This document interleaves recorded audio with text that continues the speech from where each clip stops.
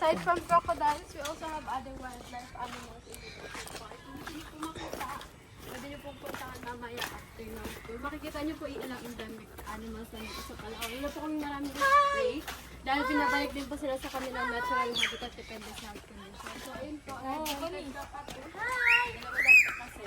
Wow, sexy ka daw, Abby. Woo! Si Abby, right? That when ay kinatikan ng so bawal po silang ibanta, bilhin, o gawing pet. At ito naman po Palawan Forbid. Ito yung Brunei Party. Nasa likod po ito ng ating 500. Abi, yung pamo. Yung laki walang gamit na mahulog sa loob. Parang nag-breed. Parang gaya ng ibon nyo yan. Nasaan ang ibon nyo dati? Marami na itong Ha? Nakawala na. Ah, wala. Crocodile pangalan ay Aklan. Water crocodile pangalan ay Mark.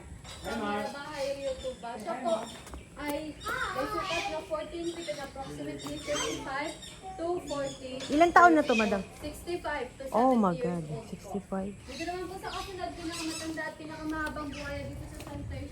Si Aqual po yung may pinakamalapad na katawan pero po ito po yung pinakamahaba. Sukat niya po 17 feet. Halos kaparehas na po ng skeleton nila sa lapis.